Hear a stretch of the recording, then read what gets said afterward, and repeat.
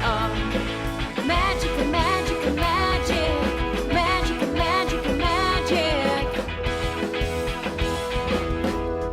So I almost forgot to start our vlog today. I'm at Barnes & Noble. We're actually getting ready to go out to Dollywood to go out to the park, but we're gonna come back later and there's gonna be a book signing with Robert Beatty. And if you watched our other videos, you know we've met him before and been there for his other book signings, so a lot of fun. His third book is just out.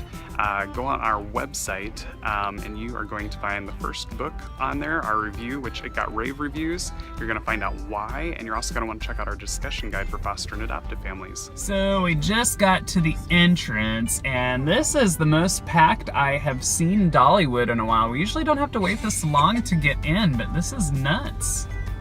And you see those dark clouds? I'm hoping that we're not contending with rain today. So we went to Barnes & Noble, we got the armband for the signing, we got all the way out here to Dollywood, we ate our lunch, and it is, I don't know if you can see, pouring down rain. So we'll see how we do. They do have the Gazillion Bubble Show going on, which we won't be able to video, I don't think they let us last time. It's really, really fun. We've gone to it in years past. We've heard other people go to it and they said it was amazing. It's just gonna be really fun and neat. So I got a close-up of this, and I'll let you see it, but it sounds like Lightning Rod's manufacturer is making some improvements on it. So it looks like if you're coming summer 2017 to the park, that the schedule for Lightning Rod's going to be irregular and you might not get to ride it. So it's kind of a bummer. I really like that ride. Okay, so I already recorded this, but I'm not sure if you could hear it because we're on the tram and there's a lot of noise. But Dollywood's actually very foster care friendly. If you have a foster kiddo and you want to bring them to Dollywood for the day, get a hold of your caseworker and they can fill out some paperwork and get you a free pass. We actually just picked up some passes for our kiddos that are with us. It's for one day. Your caseworker has to fill out some paperwork. You have to tell them what day you're going to be there. But I'm not sure if it works for out of state or if it's just like a local thing. So if you're out of state, you might want to contact your caseworker and just say, hey, have them contact Dollywood and just tell Dollywood that they know that it's a thing, that they can get a free pass and send them the necessary paperwork. Also, so over here, I don't know if you can see behind me, there is Doggywood. So if you want to bring your dog to the park, you can kennel them before you actually head into the park for the day. So the game plan is we're gonna go ride the Barnstormer and then we are gonna come back over and I can't see the sign. We're gonna check out the Gazillion Bubble Show over at the Celebrity Theater. And because that's gonna happen at 1, we got here just after noon. So we don't have much time to go get in line because that show is gonna probably fill up quick. Actually, there's already a line for it. So 12:11. Yeah, it's 12:11, so if you want to see the Gazillion Bubble Show, which, if it's as good as it was 2 years ago, amazing. They do some amazing things with bubbles, amazing tricks, so it's definitely worth the wait in the seat.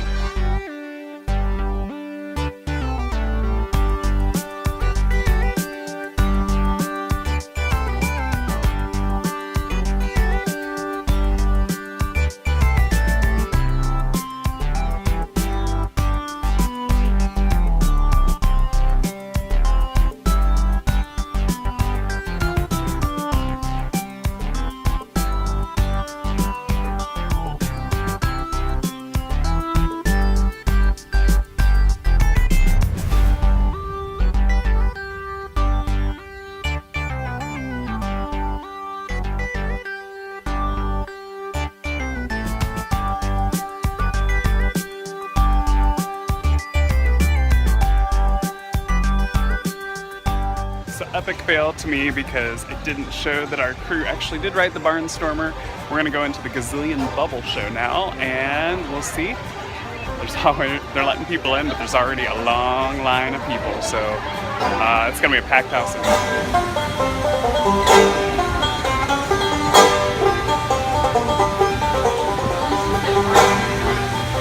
So Dalton, we are about 20 minutes early to the Gazillion Bubble Show. Are you excited about the Bubble Show? Is this a good show for other kiddos to see? Why do you think so? Because Because what happens?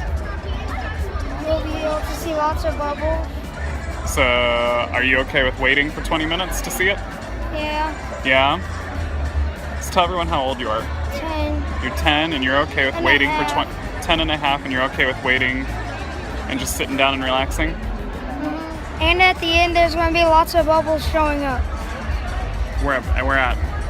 From the stage all the way back and They're- out the door. They're gonna blow it all over the audience? Yeah, Yeah? and out the door are when you- it's time to exit. Are you excited about that? Yeah.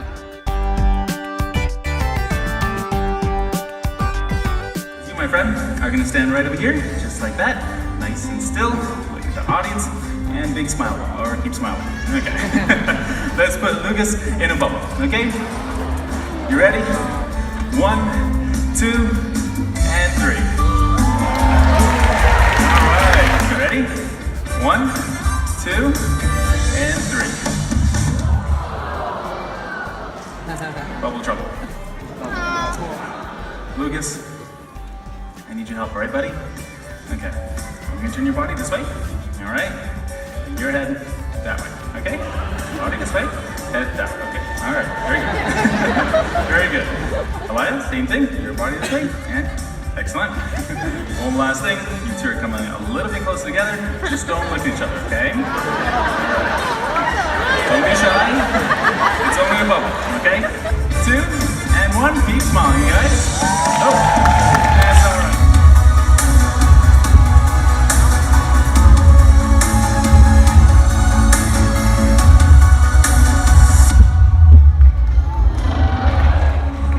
The power of the ocean is awesome and beautiful. Made up of tiny droplets and millions of bubbles. Come with us now on a journey under the sea to a true ocean of bubbles.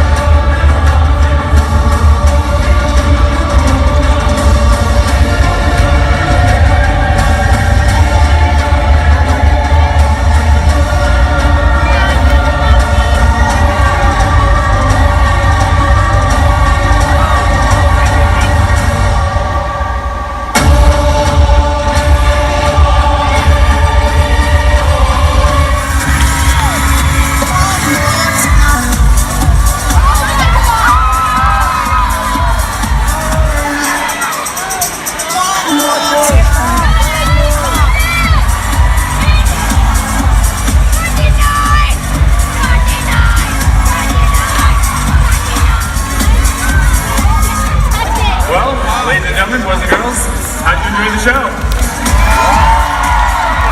You guys have been a fabulous audience. I can thank you so much for being here today. I do hope to see you again. So until then, have a great day in Dollywood, and a happy July 4th week, everyone. able to get over by Margie. We're waiting to get out of the theater. That was amazing. It was actually, they built on it, the show, since the last time we've seen it. And our kids had fun. Our kiddo with sensory perception or sensory processing issues had problems. They do have a lot of strobes in here, a lot of lasers that go into the crowd in the audience. There's a lot of sensory stuff that goes on, so he was kind of going bananas sometimes. Just be prepared for that. You might need some headphones if you got sensory processing, and you might need something so that they're not lasers and stuff aren't going in their eyes. Other than that, it's amazing. There are bubbles that go out in the audience, so that's great for kids that are, you're not completely just sitting and watching the show the whole time. They can get up, they can try to grab for stuff. Just a really kid-friendly show and just a very entertaining show.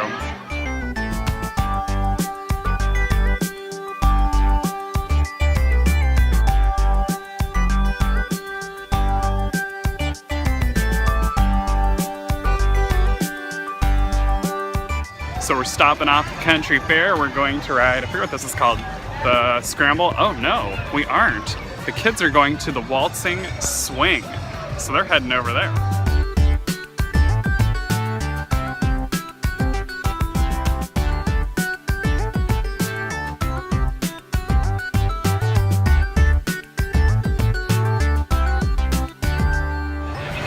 So we got done with the swings. We're over at the bumper cars now in the country fair area. Our older kids are choosing to ride the bumper cars. The smaller kids are riding some other rides.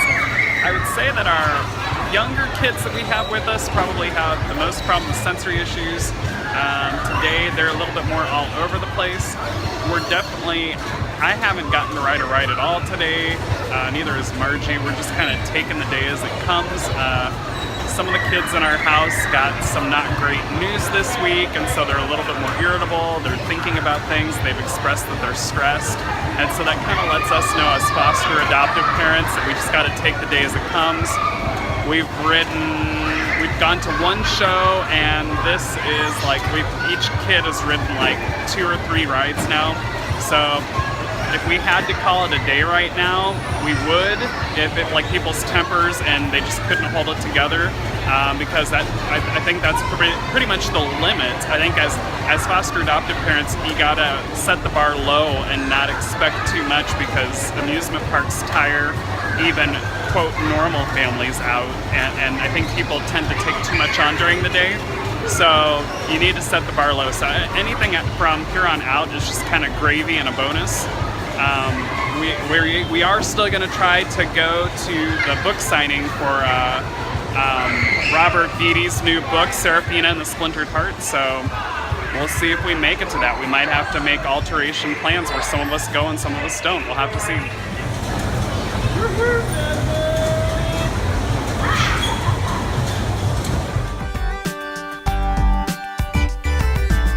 So we're in this AstroTurf seating area, and it's new to us. I don't know how new it is to this area. It's really new because remember there used to be a kiddie roller coaster here. Oh yeah, so I took the kiddie coaster out. That was this year then, right?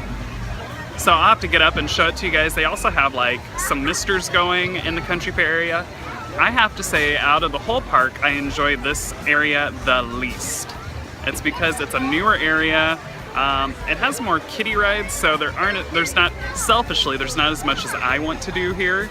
But since it's newer also, the trees and stuff aren't grown up that much, so there's not a lot of shade. And there's just asphalt everywhere because it's an amusement park. And so the sun beating down just really heats everything up, and there's no escape from the heat here.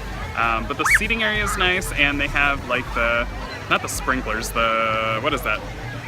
Like the streams of the water. I like the mister. The misters. They have the mister thing going on, so you can like go through that. There are some undercover spots you can get shade, but I couldn't stay here all day. So we came into the country fair from here, and there used to be a kid coaster right, there was the entrance back there with those big ginormous vegetables. But you can actually go over here now, and you can sit down, take a load off. All that AstroTurf, I think it's AstroTurf, it's fake grass anyways, is just an area where you can sit down, wait for your kids. It's kind of central, so there's a lot of rides around here, so if your kids are old enough to get in line by themselves, you can sit here and wait for them. Let's see, that airplane area right here has misters on it, so you can go under it and get wet and just kind of get cooled off, which I did not like because I was videoing earlier and trying to take my phone through it and did not like my electronics getting wet, but very cool for beating the heat. So there's the airplane I was talking about, and the banner it's carrying behind has all that mist coming down so you can get cooled off. Matthew and I are going to fill up water bottles, and over here at the Midway Market, they're telling us we can go in there and we can just use the fountain soda spigots just to fill up our water bottles there. So we're gonna go do that for free real quick here.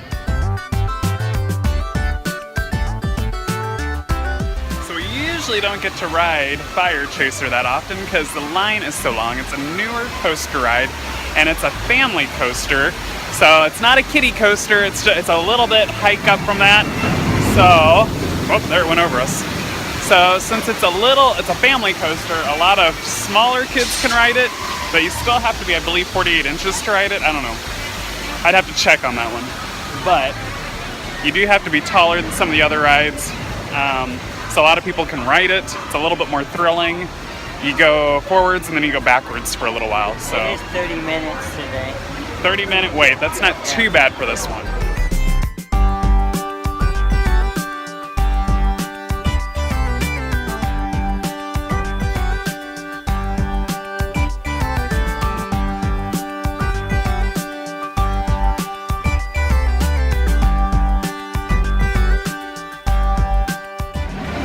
We're inside the queue, and this is new where they stop you here before you actually get up to the lines. At least it's new for me. Margie said that it wasn't that new, but I like that because it doesn't get you all compacted right before you get on the ride.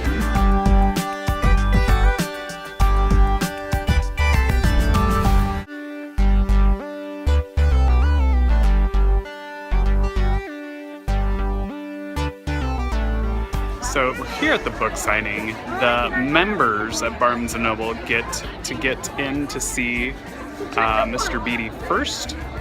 We are not members, so I'm not sure if we're going to make it up there, but he is going to be doing a talk about the third book here pretty soon, so I think we're going to be waiting for that. And then, yeah, this is almost one of those times where you feel bad for the celebrity because there's so many people here. He's just having to sign and like take the next person, sign, take the next person, so it's just going crazy. There's so many people here. I don't even know if I can get like all these people are just waiting for him to do his talk on his third book. And then, like I said, all around the perimeter of the store, people are waiting to get their books signed. So I don't even think he's doing photographs with people this time. So my name's Robert Beatty. I'm the author of the Serafina series from Disney Hyperion. So let me catch you up a little bit on what's been happening in the Serafina world. So since I was here last year, Serafina and the Black Cloak, the first book, became a #1 New York Times bestseller. So thank you very much. That's because of all of you buying and the books, as well as sharing it on Facebook and putting reviews on online sites, and that's just really useful and helps spread the word. So thank you very much for that. Also, since last year, Serafina and the Twisted Staff, the second book, became a #1 bestseller in the very first week of its launch. So thank you very much. And the question that everybody asks me is, when is the movie coming out? And so I'll give you a little update on this. So we are currently in the process of trying to find the right team for the movie. I still own the movie rights, so we're trying to find the right producer and director that have the right passion and vision for the story. We very much like to get it made. My agents are working on it. We don't have a definite deal yet. It's a long, complex process, but we are trying to get it done. Okay? If anybody has an excess of $100 million, you could just give it to me and I could start working on it. So that's another option. So the other question people ask about is, how did you go about writing Serafina and the Splintered Heart? And this is how it worked. After my tour last year, I sat down to write it, and I brought my team together. And if you've heard me talk before, you know my team consists of my daughters. My daughter Genevieve, she plays Serafina in the book trailer. And my daughter Camille, 2 years older, she plays Lady Rowena in the book trailers. And they are my writing team. We sat down together, and then my wife would also participate sometime, and we would come up with the characters and the plot and the story, and we try to think up the best possible story that we can. And then I write the chapters, and then I read them to my daughters and my wife, and they give me feedback. They say, this part's boring, this part's awesome, this part's way too scary, this part has too much talking in it, just cut it. You know, so they're tough, right? Very tough. And they help me make it better, and then I rewrite it and I work on the next chapter. So that's the process by which Serafina and the Splintered Heart was made. It took about 6 months to write it, and then more months to refine it and revise it over time. Okay? The next most popular question that people ask me is, will there be a Serafina book 4? And the answer is a definite yes.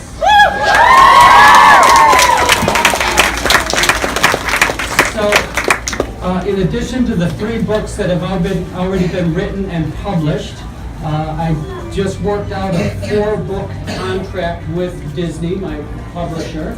And so I'll be writing 4 more books of my choice. Some of those will be Serafina books, but some will be a new series starting next year called Willa of the Wood. And Willa is a 12-year-old forest girl. She lives in the mountains of the Great Smoky National Park. Before it became a park, it was 1899, back at the same time when Serafina, Braden, and Wesa are alive. And Willa is a magical forest being whose skin changes to the color of the leaves and the trees around her. So she has built-in camouflage skin, among other powers. And in her first book, she encounters a certain feline creature, if you know what I mean, and they become friends. And then, so Serafina's in Willa's books, and Willa will be in Serafina's books, and the 2 series will intertwine with each other. So it's a continuation of the Serafina tradition. How's that sound? Does that sound good? Okay, so we just got done hearing Robert Beatty speak. The line is what? Really long. Like horrendously long. So I don't think there's any way that we're gonna, like, it was longer. You and I had to wait an hour and a half last time, remember that? So I don't think there's any way. My feet. I don't think that there's any way we're going to be able to do that. So I think we are going to hand our book off to someone that's going to get it signed for us. I don't think everyone is ready to wait that long. So thanks for watching. Watch some of our other videos that are on our website. Subscribe to our channel. Check out our website, www.transfiguringadoption.com. You'll find out all sorts of cool tools and resources and fun things to help your foster or adoptive family. And we hope that we're helping you to nurture and grow your foster and adoptive family.